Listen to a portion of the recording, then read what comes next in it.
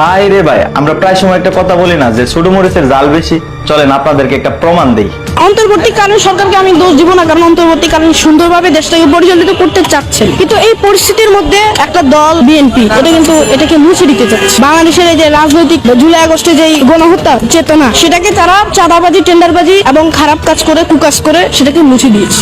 রাজনৈতিক পরিবেশে 1971 সন থেকে এই পর্যন্ত যদি কোনো হিসাব করা হয়, ইসলামিক দলগুলো ব্যতীত বাংলাদেশে কোনো দলই সুন্দরভাবে তাদের রাজনৈতিক পরিবেশটাকে গড়ে তুলতে পারে, একমাত্র ইসলামিক দল ছাড়া। এর ভিতরে জামাত ইসলামী আছে, চরমনি আছে, যদিও ভুল ত্রুটি ছিল চরমনি, তারা আওয়ামী লীগের সাথে হাত ছিল তাদের, তবুও তাদেরকেই বলা যায়। 5 আগস্টের আগে যেমন আওয়ামী লীগেরা ছাত্রদের হত্যা করেছে, পুলিশ বাহিনী দিয়ে, প্রশাসন দিয়ে বাংলাদেশের মধ্যে ফ্যাসিস্ট যে কারিকুলাম সেগুলো চালু করেছিল। তো 5 আগস্টের পরে অন্তর্বর্তীকালীন সরকার যখন গঠিত হয়, তখন কিন্তু অন্তর্বর্তীকালীন সরকার যেভাবে দেশটা পরিচালিত করছে এটা খুব ভালো, কিন্তু একদল সেই বাংলাদেশটাকে নিভিয়ে দিতে চেয়েছে। এখানে চাঁদাবাজি, টেন্ডারবাজি, ধর্ষণ ইত্যাদি করে বাংলাদেশের 2024 সনে যে জুলাই আগস্টে যে গণঅভ্যুত্থানটা হয়েছে সেটার স্মৃতিটুকুকে মুছে দিতে চেয়েছে। বাংলাদেশের জাতীয়তাবাদী দল মিটফোর্ডে পাথর দিয়ে মানুষ খুন করেছে, এদিকে চাঁদাবাজি করছে, বরিশালে এক মহিলা লাঠি ছোটা দিয়ে হত্যা করেছে। তো এই যে এই বিষয়গুলো বাংলাদেশের রাজনৈতিক পরিস্থিতি, তারা বিকট একটা পরিস্থিতি সৃষ্টি করেছে। কয়দিন পরে পরে খুন খারাপি, পাথর দিয়ে মানুষ হত্যা করা, চাঁদাবাজি, ধর্ষণ, টেন্ডারবাজি ইত্যাদি আগের মতোই তারা পরিচালিত করছে। বর্তমানে বাংলাদেশের যে পরিস্থিতি, জুলাই আগস্টের পরে যে একটা স্বাধীন বাংলাদেশ গড়ে তুলতে পারবে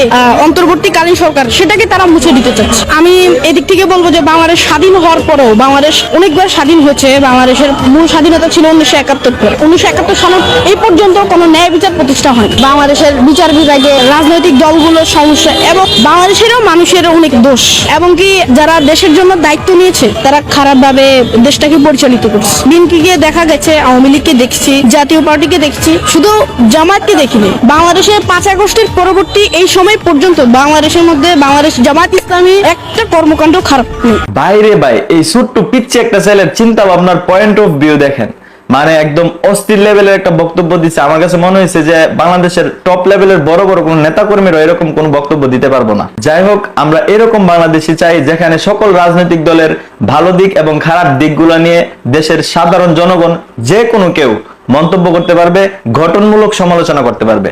আসসালামু আলাইকুম।